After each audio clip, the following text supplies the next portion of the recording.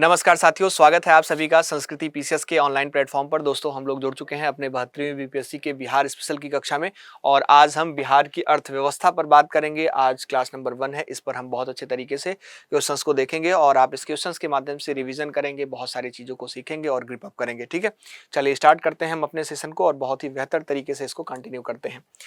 पहले नंबर का प्रश्न आपको स्क्रीन पर दिख रहा होगा। कहा जा रहा है कि बिहार का जो जीएसडीपी है स्थिर कीमतों पर आप देखेंगे 2024-25 में कितना रहा, यह पूछा जा रहा है।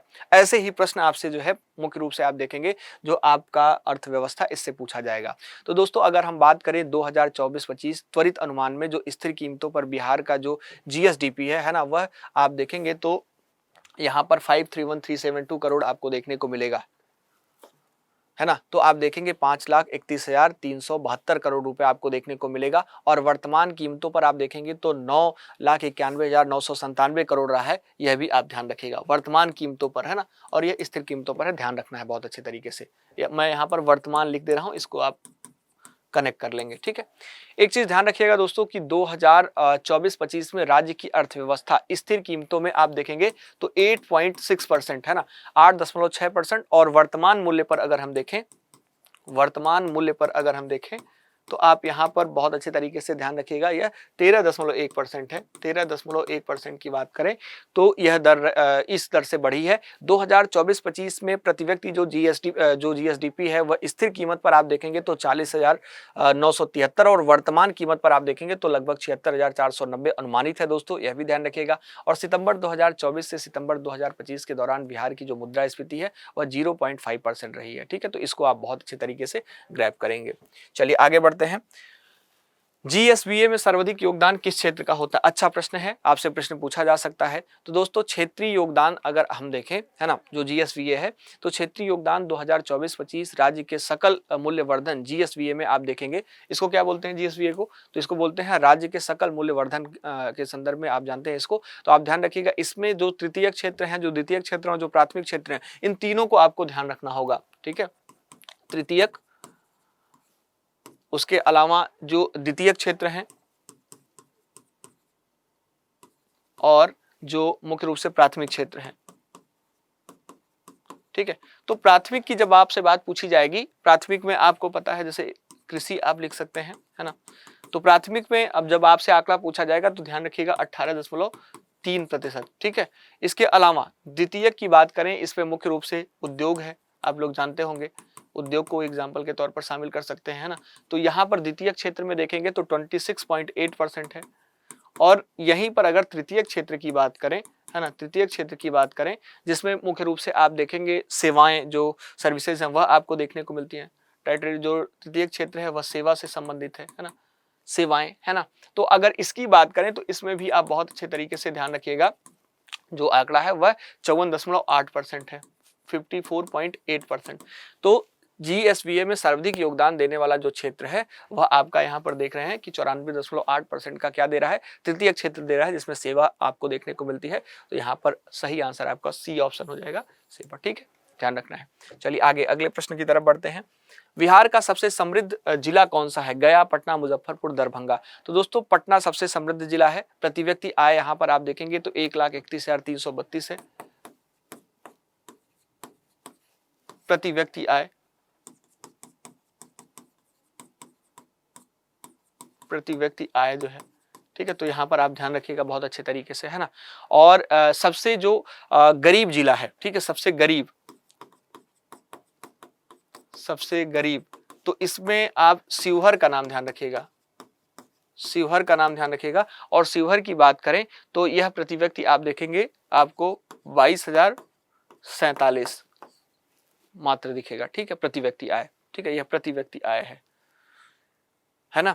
तो यहाँ पर समृद्ध जिला आप पटना आंसर कर लेंगे तीसरे नंबर का। चलिए आगे बढ़ते हैं चौथे नंबर क्वेश्चन पर। 2024-25 में राज्य सरकार का कुल व्यय कितना था? ठीक है, आपसे पूछा जाएगा तो ध्यान रखिएगा, राज्य सरकार का कुल व्यय आप देखेंगे जो है तो हाँ, 2021-22 का जो मुख्य रूप से तुलना करके पूछा गया था, तो 2021-22 के जो है 1.66 लाख करोड़ से बढ़कर 2024-25 में आप देखेंगे 2.82 लाख करोड़ हो गया है। यह आप ध्यान रखिएगा, 2.82 लाख करोड़, यानी कि ऑप्शन बी के नियर अबाउट है, तो आप बिल्कुल विशेष तौर पर ध्यान रखेंगे। कुल व्यय में पूंजीगत व्यय का जो हिस्सा है वह सबसे ज्यादा है, ध्यान रखिएगा, यह 22.3% रहा है। ठीक है, तो इस पर आप विशेष तौर पर ध्यान रखेंगे, है ना। चलिए, कुल राजस्व प्राप्तियों में राज्य के अपने राजस्व का हिस्सा कितना था, ठीक है, यह भी पूछा जा रहा है। तो ध्यान रखिएगा 2024-25 में कुल राजस्व प्राप्तियां आपको 2,18,658 करोड़ रही हैं, और इसमें राज्य की बात करें तो राज्य के अपने राजस्व का हिस्सा 27.1% रहा है। ठीक है, 27.1%। ओके, चलिए आगे बढ़ते हैं 6 नंबर के क्वेश्चन पर। 31 मार्च 2025 तक बिहार का नया बकाया ऋण कितना था? बहुत अच्छा प्रश्न है यह। तो ध्यान रखिएगा 31 मार्च 2025 तक राज्य का जो बकाया ऋण है वह 3,74,134 करोड़ है। ठीक है, ऑप्शन बी में नजर आएगा। और आप देखेंगे जो कुल जीएसडीपी है, जो कुल जीएसडीपी है, इसकी अगर हम बात करें तो इसका 37.7% है। ठीक है, तो ध्यान रखना है यह भी। और 2024-25 में राजस्व घाटा मात्र जो है 357 करोड़ रहा है, जबकि सकल राजकोषीय घाटा जो है वह आप देखेंगे तो 41,223 करोड़ रहा है। यह भी आप ध्यान रख सकते हैं। आगे बढ़ते हैं 7 नंबर के क्वेश्चन पर। 2023-24 में ग्रामीण पुरुष बेरोजगारी दर कितनी थी? अच्छा प्रश्न है। तो दोस्तों अगर यहाँ पर बात करें तो ध्यान रखिएगा कि जो बेरोजगारी दर ग्रामीण पुरुष की बात करें, हाँ ग्रामीण पुरुष की बात करें तो वह 3.3% थी। ठीक है, option A is right answer. अब यहाँ ग्रामीण पूछा गया तो शहरी भी आपसे पूछा जा सकता है, तो शहरी भी आप ध्यान रखिएगा, शहरी जो है वह 6.9% थी। ठीक है, तो आप देख सकते हैं इसको भी बहुत अच्छे तरीके से। चलिए, अब पुरुष के बाद महिला बेरोजगारी दर भी पूछा गया है, तो ग्रामीण महिला बेरोजगारी दर पूछा गया है। ठीक है, तो आप बता दीजिएगा। तो यहाँ पर ग्रामीण महिला की बेरोजगारी दर की बात करें तो 0.9% है। ठीक है, ऑप्शन बी में नजर आएगा। और यहाँ पर अगर हम शहरी महिला की बात करें, शहरी महिला की बात करें तो शहरी महिला का भी ध्यान रखिएगा, वह जो है आपका 9.1% है। ठीक है, तो यह एक महत्वपूर्ण आंकड़ा आपके लिए हो जाएगा। अब अगले प्रश्न पर चलते हैं। 9 नंबर का प्रश्न कह रहा है कि कितने प्रतिशत महिला श्रमिक स्वयं नियोजित जो है थी? यह एक अच्छा प्रश्न है, इस पर भी आप गौर करेंगे। तो दोस्तों अगर हम बात करें तो यहाँ पर आप गौर करेंगे लगभग 83.7% जो महिला श्रमिक है वह स्वयं नियोजित थी। मतलब मुख्य रूप से आप देखेंगे जो घरेलू जो उद्यम है उनमें जो है सहायक, घरेलू उद्यमों में सहायक जो है। ठीक, तो 83.7%। आगे बढ़ते हैं अगले प्रश्न पर। पासपोर्ट जारी करने का औसत समय घटकर कितना रह गया है? अच्छा प्रश्न है यह जो है। ठीक है, तो दोस्तों अभी आप देखेंगे तो पासपोर्ट जारी करने का औसत समय 17 दिन से घटकर अब 14 दिन मात्र रह गया है। सिवान, गोपालगंज, पटना जिले के राज्य के कुल पासपोर्ट आवेदन में 31% जो हिस्सेदारी है वह आपको नजर आएगा। ठीक है, तो आप ध्यान रखेंगे यहाँ पर सिवान का नाम, गोपालगंज का नाम, ठीक है, और इसके अलावा गोपालगंज के अलावा अगर हम बात करें तो पटना का नाम। ठीक है, सिवान, गोपालगंज और पटना का नाम आपको ध्यान रखना होगा। इसमें जो कुल आवेदन की हिस्सेदारी है वह 31% है बिहार में, टोटल बिहार की। ठीक है, तो गौर करना है। 11 नंबर प्रश्न में चलेंगे। बिहार में राष्ट्रीय राजमार्ग नेटवर्क की कुल लंबाई कितनी है? तो दोस्तों राष्ट्रीय राजमार्ग की लंबाई के बारे में ध्यान दीजिएगा। 2005-6 से लेकर 2025-26 के बीच सड़क और पुल क्षेत्र में आप देखेंगे तो बिहार ने 1.80 लाख करोड़ का निवेश कर दिया है। बिहार में आप देखेंगे तो 6,389, ऑप्शन बी में नजर आएगा, इतने किलोमीटर लंबी जो राष्ट्रीय राजमार्ग नेटवर्क है वह देखने को मिलेगी। और अगर आपसे भारत के संदर्भ में पूछा जाए तो ध्यान रखिएगा भारत का 4.2% यहाँ पर इसके हिस्सेदारी के रूप में नजर आता है। ठीक है, 2005-6 से लेकर 2025-26 के बीच 1.9 लाख करोड़ जो ग्रामीण सड़क है इनका निर्माण हुआ है, जिसमें 90% सड़कें जो है पक्की हैं। ठीक है, तो इस पर भी आप गौर कर सकते हैं। 12 नंबर प्रश्न पर चलेंगे। बिहार का सबसे लंबा राष्ट्रीय राजमार्ग कौन सा है? ठीक है, तो दोस्तों आपको पता है NH-27EW। ठीक है, यह जो है आप देखेंगे तो बिहार का सबसे लंबा जो है राष्ट्रीय राजमार्ग आपको नजर आ जाएगा। बिहार का इंटरनेट घनत्व कितना है? अच्छा प्रश्न है यह भी। तो दोस्तों मार्च 2025 तक बिहार की जो एक टेली डेंसिटी है ना, इसकी अगर हम बात करें तो टेली डेंसिटी आपको 57.23 नजर आती है ना। और इंटरनेट घनत्व की बात करें, है ना, इंटरनेट घनत्व की बात करें तो यहाँ पर आप ध्यान रखिएगा जो 43.10 है। तो यहाँ पर यह आप बहुत अच्छे तरीके से ध्यान रखिएगा, ये टेली डेंसिटी है ना, टेली डेंसिटी है, इसको विशेष तौर पर ध्यान रखना है, विशेष तौर पर आपको गौर करना है। टेली डेंसिटी है ना, और यह आपका इंटरनेट घनत्व है।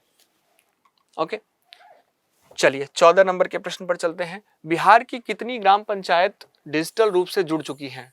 ठीक है, तो दोस्तों अगर हम बात करें तो बिहार की 100% ग्राम पंचायतों को क्या किया गया है, डिजिटल रूप से जोड़ दिया गया है। सरकार के द्वारा आंकड़े भी आ चुके हैं, तो आप इसको ध्यान रखिएगा, कभी कंफ्यूज मत होइएगा। 100% जो है डिजिटली हो गई हैं, डिजिटल रूप से जुड़ चुकी हैं बिहार की सारी ग्राम पंचायतें।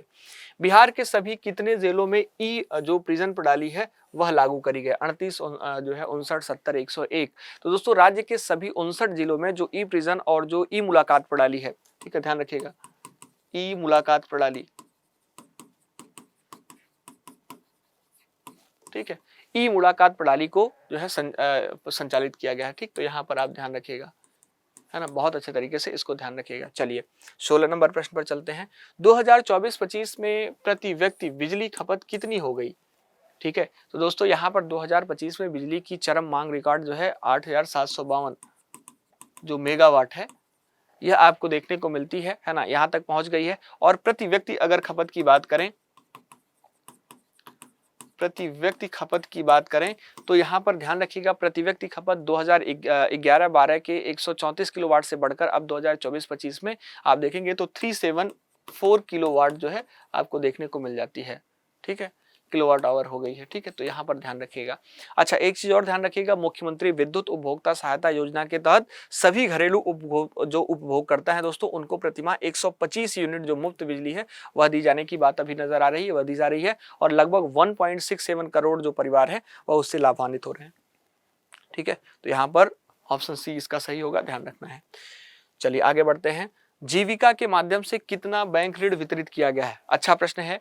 तो दोस्तों ध्यान रखिएगा, जीविका जो है, जीविका के माध्यम से आप देखेंगे तो 1.40 करोड़ परिवारों को लगभग 11, है ना, आप देखेंगे तो 11.03 लाख जो सस्टेनेबल हेल्थ ग्रुप्स हैं इनको जो है जोड़ा गया, और लगभग 59,156 करोड़ रुपए का जो बैंक ऋण है वह आप देखेंगे वह वितरित किया गया। तो ऑप्शन बी में नजर आएगा यह, है ना। दोस्तों दीदी की रसोई के तहत आप देखेंगे तो 280 कैंटीन, 280 जो कैंटीन है वह भी संचालित है अभी, है ना, तो इस पर भी आप गौर करेंगे। मनरेगा में महिलाओं की भागीदारी कितनी रही है? ठीक है, तो दोस्तों मनरेगा मजदूरी की बात करें तो 245 प्रतिदिन है, आपको पता होगा 2024-25 में 2498.3 लाख मानव दिवस रोजगार सृजित हुआ है, और जिसमें महिलाओं की भागीदारी आप देखेंगे तो 55.1% आपको नजर आ जाती है। ठीक है, तो यहाँ पर 18 नंबर के प्रश्न के संदर्भ में ध्यान रखना है। पीडीएस के तहत कितने करोड़ लाभार्थी को लाभ मिल रहा है?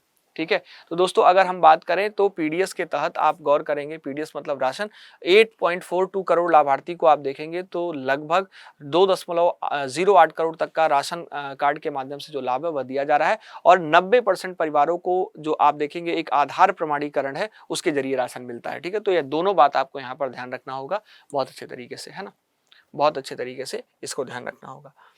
वित्तीय वर्ष 2026-27 के लिए बिहार का कुल बजट आकार कितना है? ठीक है, बहुत अच्छा प्रश्न। तो ध्यान रखिएगा, अभी जो बजट आया, बजट से प्रश्न पूछा जाएगा आपसे, है ना, तो ध्यान रखिएगा वित्तीय वर्ष 2026-27 के लिए जो कुल बजट का आकार व्यय है वह आप देखेंगे तो यहाँ पर इतने करोड़ रुपए आपको नजर आएगा, है ना, इतने करोड़ आपको नजर आएगा, 3,47,589.76 करोड़ आपको नजर आ जाएगा। और जो पिछले वर्ष आप देखेंगे तो 330,694.74 करोड़ था, इतना आपको देखने को मिलता था। ठीक है, तो आप ध्यान रखिएगा बहुत अच्छे तरीके से इसको, इससे जो है इतना अधिक आपको इस वर्ष आपको नजर आ जाता है। चलिए आगे बढ़ते हैं 21 नंबर के क्वेश्चन की तरफ। बिहार बजट 2026-27 में योजना व्यय कितना है? ठीक है, तो दोस्तों वित्तीय वर्ष जो है आप देखेंगे, हाँ, वित्तीय वर्ष 2026-27 के लिए राज्य का जो कुल बजट आकार व्यय है वह आप तो जान ही लिए, और जो पिछले वर्ष से जितना अधिक है वह भी जान लिए। अब आपके पास व्यय का जो वर्गीकरण है वह जो है बहुत महत्वपूर्ण है, वह जानना। तो ध्यान रखिएगा, जो योजना व्यय है वह आपको यहाँ पर 1,22,155.42 करोड़ देखने को मिलेगा। ठीक है, ध्यान रखिएगा। स्थापना एवं प्रतिबद्ध व्यय की बात करें तो यहाँ पर यह ध्यान रखिएगा, स्थापना एवं प्रतिबद्ध व्यय प्रतिबद्ध व्यय की बात करें तो इतना देखने को मिलेगा, है ना। राजस्व एवं पूंजीगत व्यय की बात करें तो यहाँ पर आप देखेंगे तो 81.74% और लगभग 284, हाँ 2 करोड़ 84 लाख जो है 133 करोड़ रुपए के आसपास आपको देखने को मिलेगा, ठीक है। तो इसको आप बहुत अच्छे तरीके से गौर करेंगे, है ना। Option A is right answer. ठीक, आगे बढ़ते हैं अपने 22 नंबर के क्वेश्चन की तरफ। बिहार बजट 2026-27 में कुल प्राप्तियां कितनी अनुमानित हैं, ठीक है। टोटल प्राप्तियों की बात करी जा रही है, आप एक बार बताएंगे। तो दोस्तों कुल प्राप्तियों की बात करें तो इसमें आप ध्यान रखिएगा जो पहले अनुमानित हैं, जो राजस्व प्राप्तियां और जो पूंजीगत प्राप्तियां हैं, इन सभी को आपको कोलैबोरेट करके ध्यान रखना होगा। तो कुल प्राप्तियां अगर देखें तो यहाँ पर देखेंगे लगभग 3,47,752 करोड़ आपको देखने को मिलेगा, जो कि इसका सही उत्तर यही है, ऑप्शन ए। इसके अलावा राजस्व प्राप्तियां भी ध्यान रखिएगा, यह आपको जो है 2,85,277 करोड़ देखने को मिलेगा। और जब आपसे पूंजीगत प्राप्तियां पूछी जाएं तो आप ध्यान रखिएगा 62,475 करोड़ जो है जो पूंजीगत प्राप्तियां हैं वह आपको नजर आ जाएंगी, ठीक है। तो इस पर आप विशेष तौर पर गौर करिएगा, इस पर आप जो है ध्यान केंद्रित करिएगा। चलिए आगे बढ़ते हैं 23 नंबर के क्वेश्चन पर। यहां पर दोस्तों पूछा जा रहा है कि बिहार का अपना कर राजस्व कितना अनुमानित है, ठीक है। कर राजस्व की बात पूछी जा रही है, तो ध्यान रखिएगा राजस्व के जो स्रोत हैं कौन कौन से हैं। राज्य का अपना जो राजस्व कर है वह है, जो राजस्व कर का गैर राजस्व कर है वह आपको नजर आएगा। और इसके अलावा आप देखेंगे केंद्रीय करों में जो राज्य की हिस्सेदारी है वह, केंद्रों में जो सहायता अनुदान है केंद्रों से जो मिलता है वह, इसके अलावा जो वाणिज्यिक कर और जो स्टाम्प और जो निबंधन कर है वह आपको देखने को मिलता ही मिलता है, ठीक है। तो आप इन सभी करों को बहुत अच्छे तरीके से गौर करिएगा। और यहाँ पर आपसे जो प्रश्न पूछा गया है कि बिहार का अपना कर राजस्व अनुमानित कितना है, तो ध्यान रखिए गया 65,800 करोड़ आपको टोटल देखने को मिल जाता है, ठीक है। चलिए अब यहाँ पर गैर राजस्व कर की बात पूछी गई। हमने आपको बोला कि टोटल कोलैबोरेशंस आपको ध्यान रखना होगा और ध्यान से जो है इसको आप कनेक्ट करिएगा, है ना। आपको पूछना ही आपको जो है जानना ही पड़ेगा कि जो गैर कर राजस्व है, इसके अलावा आप देखेंगे केंद्रीय करों में जो राजस्व का हिस्सा, ये सभी आपको ध्यान देना पड़ेगा, ठीक है। तो यहाँ पर आपसे पूछा जा रहा है बिहार का गैर कर राजस्व कितना है ना। तो गैर कर राजस्व की जब बात करें तो ध्यान रखिएगा यह आपको मिलेगा 9,402.9898 करोड़ रुपए, ठीक है। तो गौर करेंगे इसको, है ना, इसको आप अच्छे तरीके से गौर करेंगे। चलिए आगे बढ़ते हैं अपने नेक्स्ट क्वेश्चन की तरफ। पूछा जा रहा है कि यहाँ पर केंद्रीय करों में बिहार का हिस्सा कितना % है ना। केंद्रीय करों में बिहार का हिस्सा कितना % है यह पूछा जा रहा है, तो इस पर भी आप गौर करेंगे, एक बार बताएंगे आंसर। तो दोस्तों ध्यान रखिएगा इसमें जो हिस्सेदारी है वह आपको मिलेगी 1,58,178 करोड़ रुपए की, option A is right answer, ठीक है। इसके अलावा आप देखेंगे बिहार के अपने कर राजस्व का सबसे बड़ा स्रोत कौन सा है, यह भी पूछा जा सकता है आपसे, ठीक है, कि आपने इतने टैक्स इस प्रकार से जो है अनुबंधित किए और प्राप्त किए, तो उसके स्रोत पर भी प्रश्न पूछा जा सकता है। तो आपसे जब स्रोत पूछा जाए कि राजस्व का सबसे बड़ा स्रोत कौन सा है, तो इस पर भी आप अपना ध्यान रखेंगे। तो ध्यान रखिएगा यहाँ पर राज्य के अपने कर राजस्व के जो प्रमुख स्रोत हैं वो आपको वाणिज्यिक कर नजर आते हैं, और इसके अलावा जो स्टाम्प और निबंधन है वह और परिवहन, ठीक है। और यहाँ पर अगर हम बात करें तो सबसे ज्यादा जो है वाणिज्यिक कर जो है आपको देखने को मिलेगा, जो राजस्व के सबसे बड़े स्रोत के रूप में आपको नजर आ जाता है, ठीक है। तो वाणिज्यिक कर के बारे में अभी हमने बताया 50,000 करोड़ जो है वाणिज्यिक कर आपको प्राप्त हुए हैं, ध्यान रखना है इसको। चलिए आगे बढ़ते हैं दोस्तों। 7 निश्चय 3 कार्यक्रम किस अवधि के लिए लागू किया गया है। दोस्तों 1, 2 और 3 तीनों को आपको ध्यान रखना होगा। अभी प्रेजेंट में जो प्रासंगिक है वह 3 ही है, 7 निश्चय 3 कार्यक्रम, है ना। और इसके अंतर्गत आपको पता है कि जो 7 निश्चय लिए गए हैं, जो प्रण किए गए हैं, उस पर जो है गवर्नमेंट काम कर रही है। और अब आपसे पूछा जा रहा है प्रश्न में कि इसकी अवधि, अभी जो है जो अवधि है इसके लिए कब तक इसको लागू किया गया है, तो आप एक बार बताएंगे। दोस्तों 7 निश्चय 3 की बात करें तो वर्ष 2025 से लेकर 30 के लिए लागू इस कार्यक्रम के तहत आप देखेंगे तो 2026-27 में लगभग 14,800 करोड़ का जो बजट है वह अनुमानित आपको दिखाई दे देगा, ठीक है। तो ध्यान रखना है इसको बहुत अच्छे तरीके से। इसका सही आंसर आपका बी है, 2025 से लेकर 30 तक जो है जो आपका 7 निश्चय 3 है उसका टाइम पीरियड आपको एलोकेट देखने को मिल जाता है। चलिए 28 नंबर क्वेश्चन पर ध्यान देंगे। शिक्षा एवं उच्च शिक्षा विभाग के लिए कितना बजट आवंटित किया गया है ना। जो शिक्षा है और जो उच्च शिक्षा विभाग है इसके लिए बिहार सरकार ने कितना बजट आवंटित किया है, यह प्रश्न पूछा जा रहा है। तो दोस्तों यहाँ पर ध्यान रखिएगा, शिक्षा और उच्च शिक्षा विभाग के लिए कुल जो बजट आवंटित है वह 68,216.95 करोड़ रुपए आपको देखने को मिलेगा। और आप देखेंगे इसके अलावा जो स्वास्थ्य विभाग है, स्वास्थ्य विभाग के लिए आप देखेंगे तो 21,270 करोड़ का जो प्रावधान है वह देखने को मिलेगा। सड़क एवं निर्माण और जो ग्रामीण कार्य का जो विभाग है उसके लिए आप देखेंगे तो 18,716 जो है करोड़ आपको देखने को मिल जाता है। ठीक है, इसको आप ध्यान रखेंगे। और इसके अलावा जो मुख्य रूप से पसमादा, पर्यटन और जो अल्पसंख्यक और साथ ही साथ जो ओबीसी, एससी, एसटी और जो समाज कल्याण है, इसके लिए कुल जो आवंटित राशि है वह आपको 13,202 करोड़ रुपए आपको देखने को मिल जाएगी। ठीक है, तो इस पर आप गौर करिएगा। ठीक है, चलिए आगे बढ़ते हैं 29 नंबर क्वेश्चन की तरफ। 2026-27 के अंत तक कुल बकाया लोक ऋण कितना अनुमानित है? ठीक, एक बार बताएंगे। तो दोस्तों वित्तीय वर्ष 2026-27 के अंत तक जो राजस्व का कुल बकाया लोक ऋण है वह आपको मिलेगा 3,88,554 करोड़ रुपए। और आपसे पूछा जा सकता है कि जो जीएसडीपी है उसका कितना परसेंटेज है। ठीक है, तो जीएसडीपी के बारे में जब प्रश्न पूछा जाए तो ध्यान रखिएगा यह टोटल जीएसडीपी का 29.68% है ना, तो इस पर भी आपको ध्यान रखना पड़ेगा। इसके अलावा आप ध्यान रखिएगा जो लोक लेखा जो देता है इन सहित अगर कुल ऋण की बात करी जाए तो आप ध्यान रखिएगा जो है 4,46,326 करोड़ अनुमानित आपको देखने को मिल जाता है, जो टोटल जीएसडीपी का आपको 34.09% आपको देखने को मिलेगा। ठीक, चलिए आगे बढ़ते हैं। और दोस्तों अब जो है यह 29 क्वेश्चन जो आपके थे वह पूरे जो है इकोनॉमिक्स के थे और बिल्कुल डेटाबेस थे। इसमें सारी जो फैक्चुअल जानकारी वही आपको ध्यान में रखनी होगी क्योंकि सीधे आंकड़े आपसे पूछे जाएंगे बजट से, है ना। तो आप इसको बहुत अच्छे तरीके से एक बार याद कर लीजिएगा, जैसे भी कनेक्ट कर पाए एक बार कनेक्ट कर लीजिएगा, क्योंकि एग्जाम में जब आंकड़ा पूछा जाएगा आपको याद नहीं रहेगा तो क्वेश्चन गलत होने की जो संभावना है वह ज्यादा हो जाएगी। ठीक है, तो आंकड़े को आपको ध्यान रखना ही पड़ेगा, रटना ही पड़ेगा। चलिए, तो आज के लिए इतना ही। मिलते हैं हम लोग अपने नेक्स्ट सेशन में। अगले सेशन में फिर हम जो है बात करेंगे इकोनॉमिक्स पर ही और थोड़े से जो कॉन्सेप्चुअल क्वेश्चंस हैं उन पर अब चर्चा करेंगे, क्योंकि बजट आपका हो गया। अब हम एक सेशन में आर्थिक सर्वेक्षण पर बात कर लेंगे और जो बेसिक कॉन्सेप्ट हैं जिनसे प्रश्न पूछा गया आपके बीपीएससी के एग्जाम में उन पर हम बात कर लेंगे। ठीक है, तो 2-3 सेशन और करेंगे इसमें और फिर उसके बाद इसको बाइंड अप करेंगे। चलिए, मिलते हैं अपने नेक्स्ट सेशन में। थैंक यू सो मच, बहुत बहुत धन्यवाद आप सभी का संस्कृति पीसीएस के ऑनलाइन यूट्यूब चैनल से जुड़ने के लिए और साथ ही साथ मेरे साथ भी जुड़ने के लिए।